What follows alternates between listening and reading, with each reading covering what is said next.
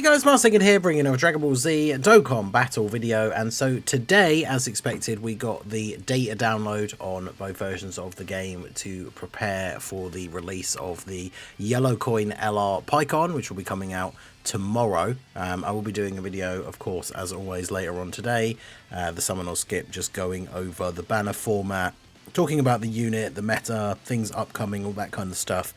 So keep an eye out for that one. But this has all the things for the actual celebration part 2. I guess technically we always call it like part 2 of this April celebration. A lot of the time it gets advertised differently. I feel like this one is supposed to be, but I guess we'll see from like the way it's advertised in game. But Paikuhan obviously linking with tournament participants and the easy A's from part 1. There's only a few things in here. We got a couple of new stages and stuff like that, typical sort of things we would expect. Shout out to Proton as always for putting together this thread to have all of the information in one place. Do make sure you follow him over on Twitter if you want to see all this information compiled in a handy thread when these posts do get made. So if we have a look, we can see obviously there's a promo movie. That's what we would expect now from all of these things, right? It's cool that they've started doing these, just giving you some clips of like the animations and stuff like that when you first log into the game once the celebration has started. And then we've got like the SSR and TUR arts here for Paikuhan. The SSR art is pretty cool. And then obviously both the LR arts, the pre-transformation and post-transformation. The new transformation label, seriousness. That's right, it's time to get serious. We love that. And then we have a new stage for the Intensifying Fights event. And there are some missions. We'll go through the missions for this in a little bit as well. This is, of course, the event where by doing a certain thing in the middle of the fight, it's usually if the fight's like 3 phases, you've got to do something specific in phase 2. And then you will fight a specific boss if you meet those conditions for phase 3. If you don't, you'll fight a different boss, and obviously there's always a mission that goes along with actually fighting the proper final boss, right? So we'll go over those here in a minute as well. I've got a new stage for the Daima story event, Birth of Majin Du. I don't know what drops, if anything, this stage is going to have, because we've obviously got the awakening for that free-to-play Int Vegeta now. There's no other new like free-to-play unit in the files or anything, so probably nothing specific in terms of like a new thing that we can get from this stage. I imagine that the stage is probably just going to drop like training items or something like that. But another new stage, another couple of stones. This event obviously will just keep getting expanded as we get closer to the end of the story. I wonder if they'll do a free-to-play version of any of the other characters like Goma or Aransu or anyone like that who maybe won't get a summonable unit, who knows. But as more stages get added, obviously we will find out. Then we're going to have a burst mode. Oh yeah, I should mention this gets added on the 18th. This doesn't come out tomorrow with the banner. Same with the Intensifying Fights, that doesn't come out until the 22nd. Also on the 22nd we have a burst mode, a Fiend Possessed. This is the Janemba Dokkan event. So it's a burst mode for the Janemba event. There's missions obviously accompanying this as well, which we'll go through. Then we have the idle animation for Paikuhan. So this is actually live in-game now. So if you use AGL Paikuhan in-game right now, he does have the idle animation. It's nothing particularly special, but I suppose it's one of those things now where like every newly released character is going to be getting these. And some of them aren't going to be super crazy. Which I guess is kind of a shame, right? Because we have some that are really, really good. But I suppose it's one of those things where, like, eventually every single character in the game is going to have one. And so they're not all going to be, like, super crazy, flashy, like, big auras and stuff like that. I mean, they could have maybe done something a little bit different. Maybe with the post-transformation one as well, giving him, like, sort of, like, the flame effect that he has during the super or something like that. But very, very basic. Nothing really too special, but like I say, every character is going to be getting these now, so some of them are not necessarily going to be something like super crazy, right? So then we have the legendary summon coin. This is, of course, the pity coin for LR banners, right? The last few banners that we've had release have all been like the Dokkan Fest ones with the green coins, but this is the new format obviously introduced actually before Dokkan Fest banners got a pity system. But yeah, this is the pity coin for the banner. Obviously you save these up, 200 coins, and then you can get a copy of Paikuhan. trading in SSRs for extra coins and stuff like that. Very good. We also have a premium legendary summon ticket, so we'll talk about this more in the summon or skip video later, but obviously Global has been getting tickets pretty much for every banner for quite some time now. But this is one, like the legendary summon banners, they often do these differently. This is a premium summon ticket, so rather than buying the packs of smaller tickets and doing like multiple 5-unit multis or 7-unit multis or something like that, this one is just going to be the one big ticket that you buy, so it's usually like $30 to $40. You get a big bulk summon that requires, that lets you summon 30 characters. And usually with the ones that are advertised as premium, usually the final unit in the multi is guaranteed featured. So obviously if you're somebody who spends and you want to summon for Paikuhan, this will potentially be worthwhile. We'll talk about it in the summon or skip video as well.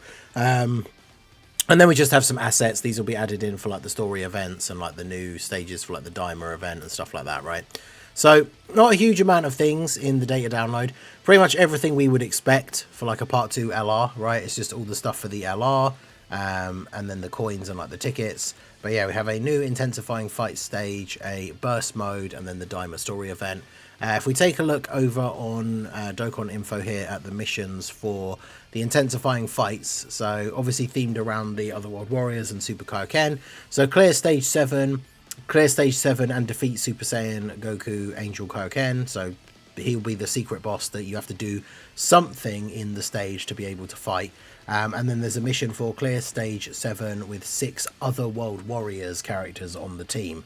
Now remember, that category has seen a lot of buffs, like the 2 10-year fusions are on there. Even if you don't summon for Paikuhan, like this should be relatively easy to do. The friend doesn't count as well, so obviously you can bring any friend unit depending on the team build that you bring. Of course you could bring a friend Paikuhan as well, which would be helpful. Of course, once the event comes out, I will make a video doing the event and explaining how to fight the Kaioken Goku, because of course I don't think there's anywhere that we can see that now, because obviously the event's not out. But once it drops, it usually has a brief description in the event details, like the last one was getting a certain number of rainbow orbs in phase 2. So once this does drop, I will of course make a video doing it and fighting the Kaioken Goku, so you guys can see how it is done. Then we have the burst mode. So the burst mode is the Janemba Fiend Possessed. Obviously most of the missions are just the thing that like the certain score benchmarks, and obviously the highest one is still 6,000 points, but the important thing is the 2 categories, so Saviors and then Corroded Body and Mind. So the Saviors one will be interesting. I mean, there's, you know, again, if you're not, these are of course themed around Paikuhan, right? But if you don't have Paikuhan, there's like Gohans and other characters on that can make a Saviors team. And then Corroded Body and Mind, obviously with like the Janemba EZA and stuff like that. This one should be kind of interesting. It's funny that we keep getting every now and then these Corroded Body and Mind missions, because even with the like Tech Janemba getting an EZA, like that obviously helps that team massively, but the category is still not particularly great. So this one could definitely be tricky for some people for sure. But yeah, this one should be quite interesting. This will be one where, like I say, I always do these videos where I do the 2 categories and get the 6,000 points with both. So we will do that when the stage comes out as well. Should be quite interesting. I'll try and do the Saviors one. Like obviously I'm going to be going for Paikuhan. Hopefully don't have to go all the way to Pity, but I will try and do the Saviors run without Paikuhan on the team, just to show that it can be done, right, and get the 6,000 points. But yeah, Saviors and Corroded Body and Mind, not the craziest categories, so I feel like this one's probably going to be one of the ones that isn't too difficult, because you can tell it says here, right, clear stage 4. So if we look at the actual page for the Fiend Possessed event, stage 4 is the one from when Tech Janemba released, right? So phase 1 Tech Janemba, he can change key spheres.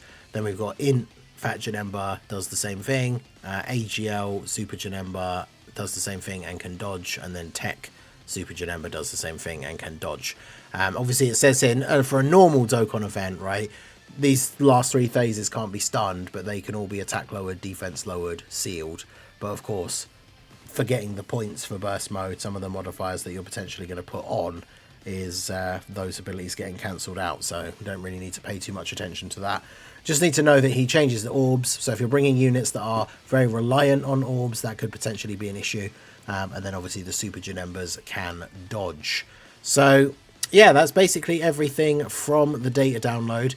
Not a huge one, but obviously just everything we need for part 2 and the LR Paikuhan. Let me know what you guys think down below in the comment section. Are you looking forward to Paikuhan? Like I say, do check out the summon or skip video that will be going up later, going over the banner, the tickets, the pity, all that kind of stuff, looking around at what's going on coming up soon and whether or not it is indeed worth summoning for this Paikuhan. I do think he is very good. I did the video yesterday, the community response, and it was kind of somewhat mixed. I think a lot of people, from what I can see, the general consensus is that like people do recognize that he is pretty good as a unit, but obviously a lot of people aren't necessarily hyped because it's a Paikuhan specifically, and then, you know, a lot of people, when it comes to yellow coin LRs, they're not always like top priority to summon for, right? But let me know your thoughts down below. Check out the summon or skip video later on, and let me know all your thoughts about the part 2 LR Paikuhan down below in the comment section. So that is going to be it for the video, guys. This has been the Master Ningen. Smash that like button, subscribe to the channel if you are new, check out the links down below, and I will see you all again soon. Have a good one.